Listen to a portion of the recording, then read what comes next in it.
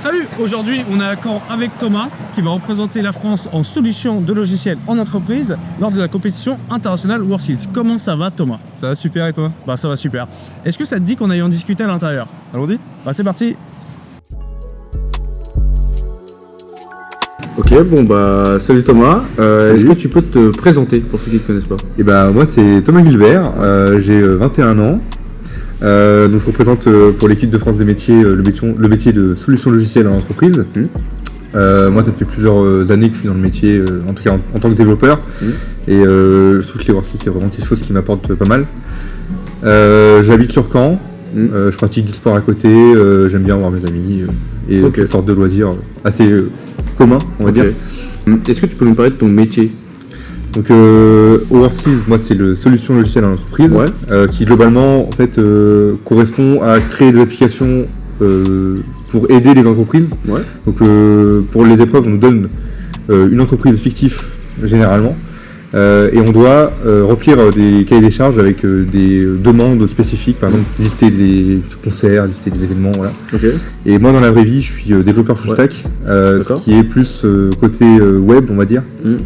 Et ça consiste à faire un site web du front, donc de la devanture du site, jusqu'au back, avec la connexion à la base de données, connexion des données, etc. Voilà. Selon toi, pour faire ce que tu fais, donc développeur full stack, c'est quoi les principales qualités?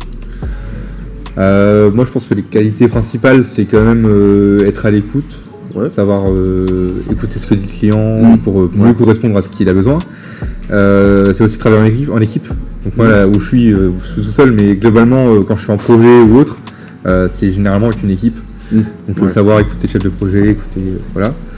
Et je trouve que la logique aussi, avoir une logique de développement, pas une logique mathématique même si elle est importante, une logique de développement pour savoir comment bien mettre en place les éléments, savoir comment ils fonctionnent l'un envers l'autre, et optimiser le code en fait, pour faire un peu du Renaiti, etc. C'est pour avoir du développement plus propre entre guillemets, pour consommer moins, etc. Je vois. Ah oui, c'est des questions qui se posent beaucoup dans ton métier, en fait ça se pose de plus en plus parce que on voit bien avec les data centers en fait combien ça consomme.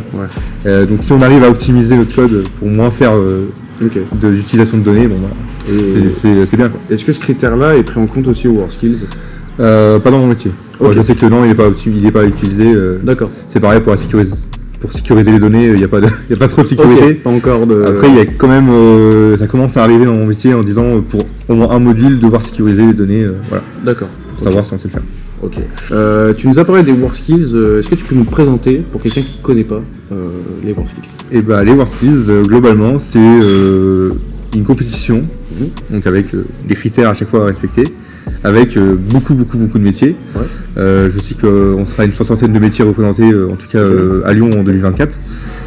C'est une compétition qui est super bien côté professionnel, parce que ça permet de rencontrer des personnes d'autres pays qui font le même métier que nous. Ça c'est quand même super important. Et en fait ça va de tous les métiers, donc nous on est dans l'informatique, mais globalement il y a aussi de l'industrie, il y a de l'artisanat, il y a tout ce qui est fleuriste, il y a paysagiste, il y a du BTP, c'est vraiment tellement varié qu'en fait il y a tout le monde est là. Pas tous les métiers forcément, voilà, mais en tout cas ceux qui sont le plus connus et plus utilisés à l'international, et qui peuvent être combinés dans une seule compétition. Et à la fin donc, on sort forcément des résultats. Et on vise tous la première place forcément. Et mais comment est-ce que toi tu as connu les WorldSkills? Qui t'en a parlé? J'ai connu ça en BTS, donc il y a 2 ans. C'était mon professeur qui était expert national et international à l'époque. Il m'avait dit bah vas-y fais ça. C'était un ancien élève du BTS qui était aussi compétiteur international. Et il m'a dit bah tiens ce serait sympa que tu le fasses, vas-y inscris-toi. Donc je suis allé, donc j'ai fait les régionales à Rouen, donc il y a 2 ans, en 2022 du coup. J'ai gagné cette compétition-là, et après donc, je suis parti au national avec une autre professeure à moi qui était jurée, et j'ai gagné aussi l'édition nationale. Et au début c'est pas dur d'aller participer, de se confronter à d'autres personnes En fait moi j'y allais plus comme une expérience, je me disais pas j'allais gagner, je me disais je vais voir ce que ça donne en fait. C'était plus ça, c'était pas gagner. En tout cas au début. Tu nous as parlé de la compétition régionale, du coup après tu es allé à la compétition nationale, comment ça s'est passé? Bah, plutôt bien. Du coup, avec la région Normandie, on a fait plusieurs rassemblements sur des week-ends avec toute l'équipe. Ça c'était bien, on a pu faire de la cohésion en tout cas en groupe. Ouais. Ce qui nous a amené à la compétition nationale avec vraiment une force d'équipe vraiment forte. On a pu voir de l'entraide en fait sur chacune des épreuves. Quand il y a quelqu'un qui finissait, tout le monde était autour de lui pour l'aider, etc. Ouais, ça se bien. top. Et non, je trouve la compétition nationale, elle était beaucoup plus complexe que la régionale. Ouais. Mais encore une fois, en fait, j'y allais entre guillemets en vacancier, c'est pas forcément le cas, mais en tout cas, j'y allais avec mes connaissances en disant de toute façon je tente et puis je vois ce que ça donne. Donc j'ai remporté l'épreuve malgré mes pensées où je pensais que j'allais pas du tout réussir. C'est vrai? Pour moi, j'avais Quand t'es sorti, tu t'es dit j'ai tout raté. Ah mais moi à chaque épreuve je me disais nul. Ok. Et au final j'ai gagné, bon pas de grand chose mais j'ai quand même gagné. Mais voilà, que je suis tout le temps. Ok, trop bien.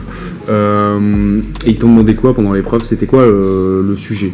Alors, nous, dans notre métier, en fait, au tout début, on nous donne une entreprise, comme j'ai dit tout à l'heure, une entreprise fictive, en tout cas. Ouais. Et on nous dit, alors moi, à ce moment-là, c'était une entreprise qui devait gérer les réservations d'hôtels pour Lyon 2024. C'était le sujet. Ouais. Et donc, en fait, on avait plusieurs modules. Là, on en avait 5 en tout. Donc, on avait 4 modules classiques et un speed module, comme à chaque métier a son speed module. D'accord. Et donc moi les 4 modules c'était, il y en avait 2 développement logiciel bureautique, donc globalement faire un logiciel qu'on peut double-cliquer sur son bureau et qui s'ouvre et ça fasse un logiciel. D'accord, ouais. Et 2 applications mobiles qu'on devait rendre sur tablette. D'accord. Donc ces 2 modules-là de mobile, c'est ce que je maîtrisais le plus, donc là j'ai un peu déroulé, ça allait. Mais le développement logiciel, ça je ne fais pas du tout dans mon métier, vu que je suis développeur full stack, je peux faire du mobile mais je fais pas trop de logiciel. Ouais, d'accord. Donc j'ai dû apprendre un peu tout le tas. Sur le moment. Et sur le moment en fait on n'a pas accès à internet sur les PC. Ah bah ouais. Et on a accès à 10 minutes, voilà, on avait accès à 10 minutes d'internet avec des notes sur un PC mais pour une épreuve de 2h30. Donc là j'ai optimisé ce temps-là, j'ai écrit toutes mes questions et j'ai répondu à toutes mes questions d'un coup et après j'ai pu continuer un peu mes épreuves. Donc, voilà. Et puis le speed module, nous c'était faire un algorithme mathématique pour trouver le plus grand résultat d'une suite. Donc globalement là on devait faire, si je dis pas de bêtises, ça devait trouver le plus grand nombre au premier. Et après celui qui donnait le plus grand, il gagnait il prenait plus de points. Et après ça comptait pas vraiment parce que c'est une épreuve qui donne pas le point en fait. C'est juste pour dire que tu as gagné speed module en fait. Ah d'accord. Nous c'est comme ça que ça se passe dans notre métier. Ok. Et donc ça c'était comment on faisait national. Et globalement aux internationales c'est à peu près pareil, en plus compliqué et avec un jour de plus, donc 2 modules de plus. Ah oui, donc 2 ou 3 je crois, je sais plus exactement. Mais... Ouais, ça fait du boulot quand même. Comment on arrive à rester concentré pendant 3-4 jours d'épreuve, c'est ça? Ouais, après c'est des petits modules entre guillemets, c'est 2h30 donc ça reste quand même assez viable. Ok, tu l'as bien vécu en tout cas. Ouais, ça va. Ok. Ouais.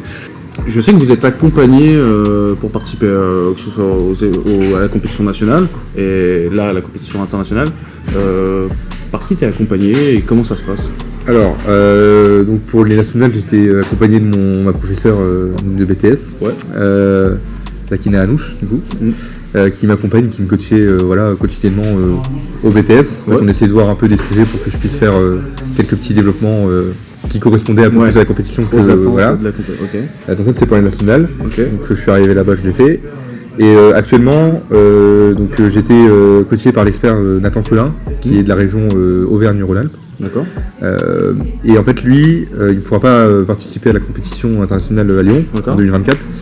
Donc, je vais devoir avoir un nouvel expert qui se retrouve être Zakina Anouche, donc ma professeure de BTS. D'accord. Ce qui est pas si mal au final. Même si Nathan Collin était quelqu'un, je trouvais exceptionnel. Il a vraiment un niveau technique une expertise incroyable.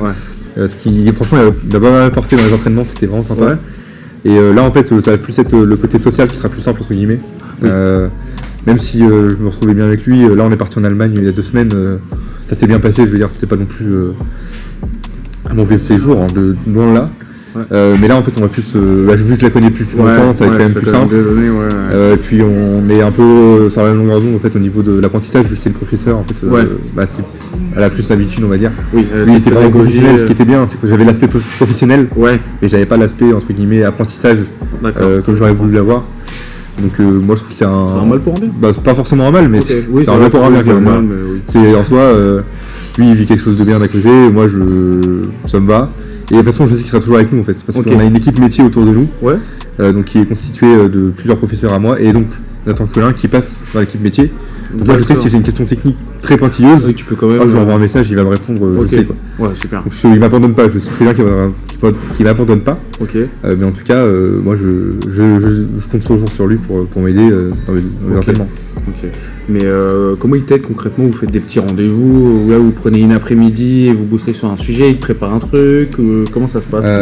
Bah du coup, moi dans mon métier, on n'a pas besoin de faire des trucs Ouais. en physique. Ouais. Hein, c'est un peu plus simple. Donc on fait C'est tout en pratique, télétravail. c'est pratique. Vu qu'il était à Lyon, Ouais. moi j'étais à Caen. C'est très compliqué de se Ouais. voir. En tout cas, ça va coûter très cher sinon. C'est vrai. Donc moi je faisais mes entraînements chez moi le soir, après mon travail ou après mes cours. Et je fais ça et j'ai envoyé des fois des résultats. Et les week-ends généralement on se faisait tous les 2 semaines, une semaine. On se faisait un petit appel en visio Ok, ouais. pour voir où on en était.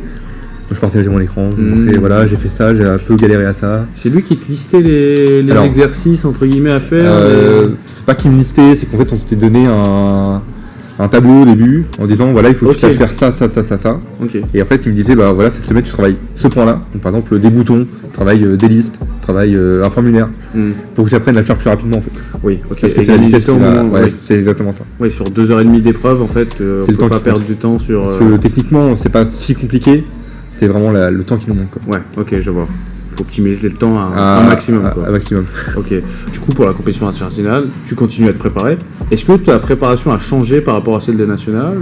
Ou alors, qu'est-ce que tu fais en plus? Qu'est-ce que tu as changé? Bah du coup là je l'ai dit un peu avant mais c'était du coup vraiment ordonner mon entraînement avec ok.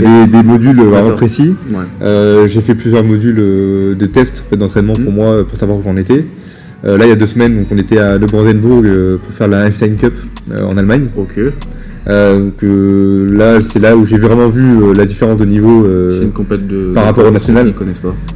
C'est une compétition en fait, de mon métier, D'accord. du métier 8, donc qui est c'est mobile développement je crois. Ok, ouais, c'est du développement. C'est une Ok. compétition informatique pour les 2 métiers, donc métier 8 et métier 9 que je représente, D'accord. en Allemagne, par l'expert allemand. Et en Ok. fait pour eux là-bas c'est un peu leur sélection entre les 2 meilleurs compétiteurs. Et en fait eux c'est vraiment un enjeu énorme. Ah oui, d'accord. Donc eux ils donnent tout quoi. Mais tu peux venir en candidat. Et en fait, libre, c'est pas ça, c'est qu'il invite toutes les nations qui représentent Ah. le métier Ok. et on peut s'inscrire et participer. Et nous, en tout cas, on sait qu'en France, c'est l'entraînement international qu'on fait. Ça nous permet d'être dans un environnement de compétition internationale Ouais. avec des autres compétiteurs, parler anglais, et puis voir en fait le niveau des modules, à quel point ils sont durs ou pas. C'est une bonne prépa en fait. C'est exactement ça. C'est pour se conditionner un peu à ce qui va se passer aux internationales. En fait. Ok, je vois. Donc c'est pas mal. Ouais. J'ai vu que vous étiez parti aussi à la montagne avec l'équipe de France. Ouais. Qu'est-ce qu'ils mettent en place pour que vous puissiez créer une cohésion de groupe Et on fait des stages de préparation physique et mentale. Ah, ok. Donc on a des préparateurs physiques et mentaux dans l'équipe de France. Ouais. Et en fait on fait des week-ends ou des semaines, en tout cas surtout des semaines. Un peu comme on faisait avec la région Normandie, Ouais. mais là en vraiment plus gros et Ouais. avec beaucoup plus pas de moyens, mais beaucoup plus de personnes qui nous encadrent en tout cas. Ok. Et c'est vraiment dans un environnement incroyable. Là, la dernière fois, donc on était à la montagne Ouais. au Carreau d'Arrache. Sympa. Un bel environnement franchement. Ouais. Avant on était à l'INSEP, Ok. donc c'était en janvier. Mhm. Et là en juillet on partira au Krebs de Nantes. Ok. Ce sont quand même Trop bien. des très Beau belles lieu, structures quoi. et Ouais, très beaux c'est lieux. cool. Et là on va vraiment travailler l'aspect sportif. Ok. Parce que moi dans mon métier, ok je fais ça toute la journée, mais il faut quand même que je garde Ouais, bah sur une 4 certaine, jours, faut une certaine- quand voilà, même, une certaine, ouais. un certain physique Mhm. pour pouvoir tenir quand même les jours. Ouais, ouais. Et puis dans notre métier, bah là on voit bien le BTP. Ah bah ouais. Eux ils sont en train de ouais, faire tout le ouais. temps. Donc eux de toute façon c'est dans leur métier je veux dire. Ouais. Mais faut quand même tenir la compétition parce que Ok. c'est pas du tout pareil qu'un métier classique entre Bah oui. guillemets. Bah oui. Là Et- t'as l'aspect temps, l'aspect gagner des points sur les détails, etc. Je vois. Et mentalement, comment vous le travaillez lors de ces semaines de préparation? Comment ça se passe une séance de préparation mentale? Il y en a pas mal qui connaissent, après c'est de la Ouais. sophrologie généralement, en Ouais, fait, c'est ok. travailler sur de l'imagerie mentale, travailler voilà, sur s'imaginer ce qu'on fait, les détails, les mouvements, comment on les fait, Ok. voilà, donc c'est après... Et tu vois les progrès? Alors moi honnêtement j'ai un peu du mal avec ça, T'es pas- je sais que j'arrive pas trop à me projeter mais j'essaie vraiment de le faire, de toute façon Ouais. à chaque fois je veux dire c'est quelque chose où on est là pour ça, donc faut le faire. Oui. Et c'est toujours intéressant, je trouve, de se poser en fait mentalement, essayer de garder du calme et pour repartir après. Moi, j'étais dans l'épreuve en Allemagne, à un moment, j'étais totalement bloqué sur un truc. Ouais. Je me suis posé 30 secondes, fermé les yeux et hop, je suis reparti. Et puis c'était bien. Ça sert un petit peu. Donc ça sert un peu, mais je veux dire, c'est pas non plus. Moi, en tout cas, je sais que personnellement, c'est pas quelque chose qui va m'apporter très souvent. D'accord. Quand j'en ai besoin, c'est très bien. Franchement, c'est super bien. Et je remercie du coup celui qui nous a appris ça, mais je sais que dans la vie de tous les jours, je veux dire, je suis pas spécialement stressé tous les jours. Ouais, je vois. Donc, mais ça peut servir dans la compétition c'est critique. Vraiment, tu sais plus quoi faire. Bon, tu te poses 30 secondes, tu regardes, tu prends du recul, tu fais ok, faut que je fasse ça. Bon, allez, j'y vais. Ok, c'est bon. C'est plus dans cet aspect-là. Je vois. Mais du coup, là, on est à quelques mois de la compétition internationale. Déjà, tu te sens comment? T'es stressé ou pas? Tu me disais que t'étais pas trop stressé en général. Je suis pas forcément stressé. Je suis plus pressé d'y aller en fait. Ah, pressé? Ok, c'est bon signe. Je sais pas si je suis encore prêt, mais en tout cas, j'ai envie d'y aller. Ouais, t'as hâte. C'est de la hâte. Ok. Et est-ce que tu t'es mis un objectif en tête? Alors, l'objectif qu'on a avec l'équipe métier, du coup, ce serait plus de faire la médaille d'excellence. Ok. Parce qu'on sait très bien que les nations asiatiques et toutes les nations en fait sont très très fortes dans l'informatique. D'accord. Parce que c'est des matières qui dominent en fait là-bas dans les pays asiatiques, Corée, Japon, etc. C'est des filières en fait qui commencent dès 13 ans, 15 ans quoi. D'accord. Donc pour eux en fait c'est spécialisé en France. D'accord. On commence à faire de l'informatique à partir du bac plus, après du bac. Bac plus 2, bac plus 3, c'est là qu'on commence vraiment à être spécialisé. Et pour être spécialisé en développement logiciel, c'est bac plus 5. Ouais, ok. Donc ça commence à être vraiment loin. D'accord. Eux, ils sont spécialisés au développement logiciel à 18 ans quoi. Je veux dire, c'est pas du tout pareil. Ouais, rien à voir. Donc c'est pour ça c'est très compliqué de rivaliser avec eux. C'est pas impossible, mais très compliqué. Donc nous, ce qu'on se dit, c'est la médaille d'excellence qui correspond globalement à une 3ème place. Seulement, on n'a pas le meilleur score sur ceux qui ont la 3ème place. Ok, c'est un minimum de points à avoir. Ouais, c'est ça. Ok. C'est les points. Faut avoir au-dessus de la médiane de tous les points des métiers en gros. D'accord, ok. C'est un peu compliqué à comprendre, mais. Non, mais en gros, il y a un seuil à franchir, et si tu le franchis, tu as une médaille d'excellence. Okay. Et après, il y a d'autres paliers pour avoir médaille de bronze, médaille d'argent, médaille d'or. D'accord. Et donc, médaille de bronze, en fait, c'est ceux qui ont le meilleur au-dessus du quota. D'accord, c'est trop. Et en dessous, voilà, c'est 3 meilleurs. Ok, non, bah ça va. Donc, médaille d'excellence, c'est. T'aurais pu avoir la médaille de bronze, mais t'es pas le meilleur. Mais il y a pas meilleur que les gens au-dessus de toi. C'est exactement ça. Ok, j'ai compris. On sait que tu as représenté déjà la Normandie l'année dernière à Lyon aussi d'ailleurs. Qu'est-ce que ça faisait déjà de représenter la Normandie? Et qu'est-ce que ça fait de représenter maintenant son pays? Moi déjà représenter la Normandie, ça m'a fait vraiment plaisir. Parce que moi je suis normand depuis que je suis né en fait. Je suis né à Caen, ça fait plus de 20 ans que j'habite à Caen. Donc moi j'ai toujours vécu ici. Même là je suis en entreprise mais je suis à Flers, donc c'est toujours en Normandie.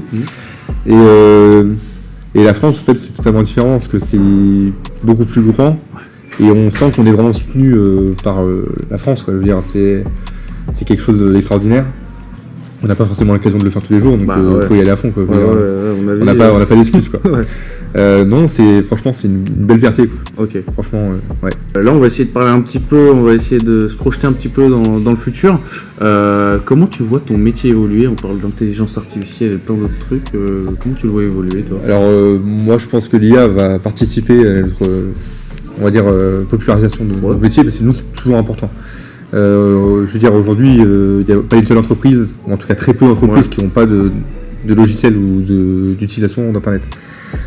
Tout est numérisé, en tout cas ça tend à être numérisé. L'IA peut nous aider en fait à faire tout ce qu'on a besoin, mais il y a toujours le contact humain. Donc globalement nous en fait on sera toujours utile entre guillemets. Parce que on aura toujours une expertise, quelque chose qui nous permet de nous différencier des machines, logiquement. Tu nuances quand même. Non mais oui, je veux dire l'IA en fait ça sait nous faire le truc, mais sauf que derrière si tu demandes ça si tu penses que c'est bien, forcément pouvoir savoir si pour telle personne c'est mieux de faire ça ou ça.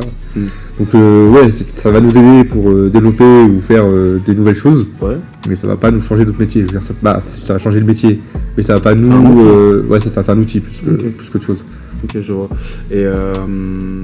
Et du coup, on reste un petit peu dans le futur. Comment tu te vois, toi, après les WorldSkills, tout ça c'est terminé dans 3 ans, médaillé d'or aux internationaux. où est-ce que tu te vois toujours dans la même entreprise, dans une autre entreprise Alors moi je sais que mon entreprise actuellement où je suis, ça va pas, je vais pas pouvoir rester plus longtemps, je sais que c'était un projet d'1 an. D'accord. Donc moi je l'ai fait pendant l'alternance. L'année prochaine je repars moi dans une autre école pour faire un bac plus 5. D'accord. J'ai déjà mon entreprise de prête. C'est un bac plus 5 en quoi? Alors ce serait chef de projet dans l'architecture des logiciels des systèmes d'information. Ok. Donc à Caen encore. Et mon entreprise du coup, alors je sais même pas si j'ai le droit de le dire, hein, mais en tout cas je suis dans un grand groupe français en tout cas. D'accord, bon. Donc moi je suis assez content. Ouais, t'es content? Ouais, c'est pas mal. Ouais, En plus sur Caen, donc Ouais, là top. j'ai tout bien. Ok, trop bien. Ouais non, moi je me vois dans quelques années rester dans ce métier-là. De toute façon, j'aime ça, donc je vais pas quitter Ok. quoi. Ouais, non, bah ok, pas de problème.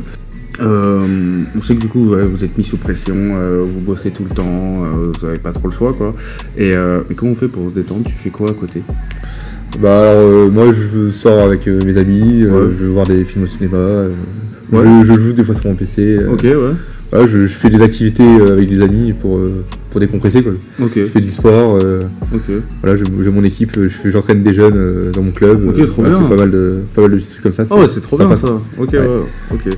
On a beaucoup parlé de numérique, mais qu'est-ce que tu dirais à un jeune qui veut se lancer dans le numérique, qui a une petite appétence pour ça déjà? C'est quoi les conseils? Faut qu'il ose, hein. De toute façon, c'est en faisant qu'on apprend à le faire. Ouais. Je veux dire, moi, le développement, je l'ai appris en 4ème, j'ai commencé à aller faire des... Alors moi, c'était un peu spécial, mais en fait, je jouais à Minecraft. D'accord. Ouais, et je me demandais comment ça marchait, voilà. Ouais, bah oui. Et je me suis dit, bah tiens, je vais faire un mode Minecraft. Donc, du coup, j'ai appris à faire un mode Minecraft en 4ème. 4ème, 3ème, c'était un petit truc, hein. C'était... C'est déjà très bien. C'était faire un item, hein. C'était pas non plus énorme, mais voilà, j'ai appris à faire ça. Ok. Et après, je me suis intéressé un peu plus au développement. J'ai fait donc sur un site, j'ai appris à faire du HTML, CSS, voilà, pour faire un site web classique. Ouais. Et ensuite, après, j'ai fait, alors moi c'était en back S, mais l'option ISN. D'accord. On a fait du Python avec un peu d'autres choses. Ouais. Aujourd'hui, c'est, je sais plus c'est quoi, c'est le SI. Non, mais c'est, non, c'est un. Il y a une option maintenant au lycée pour faire le numérique. Je ne sais pas. NSI. Je ne sais pas. NSI. NSI. On fait du bac général NSI. D'accord. Ça nous permet de faire un peu de ça. Même je sais qu'en BTS SI2E, on a un peu de Pas de développement. programmation. Et en fait, ça c'est un bon pas, je trouve, si on veut le faire, aller dans les formations qui permettent de le faire. Oui. Et après, derrière, si on veut faire soit une licence, soit un BTS. Et même en fait, nous dans notre métier, c'est vachement d'autodidacte. Ouais. Nous, il y en a beaucoup qui apprennent tout seuls. Ils vont sur les sites, ils font comme ça, ils apprennent. Les vidéos sur YouTube, c'est incroyable. C'est une mine d'or, ouais. Alors on va sur YouTube, il y a des tutos de 10 heures pour apprendre à faire un site complet, quoi. Ouais. Et ça on le suit, et à la fin on a un site complet, on a compris comment ça marche. Donc si vous voulez faire un site, allez sur YouTube, allez regarder des tutos, et apprenez à le faire. Et après, ça va venir au fur et à mesure, faites tout seul, voilà. Ouais, faut faire. Faut faire, ouais, y a pas de meilleur conseil que ça. Quoi. Exactement. Ok. On va terminer cette petite interview. Qu'est-ce que tu dirais à un jeune qui hésite, ou même pas, qui n'y pense même pas? Pourquoi est-ce qu'il devrait participer au WorldSkills? Parce que c'est une compétition incroyable. Ouais. On fait des connaissances dans tous les métiers, même des connaissances incroyables. Les mecs et les filles sont super. Il y a vraiment une entente entre toutes les personnes de l'équipe. Et puis c'est une fois dans une vie qu'on peut faire une compétition comme ça en fait. C'est quelque chose d'unique. Donc franchement allez-y. J'hésite pas à le dire, allez-y. Ok, bon merci Thomas. Merci. Si toi aussi comme Thomas tu veux participer au WorldSkills, alors rendez-vous sur parcoursmétier.fr.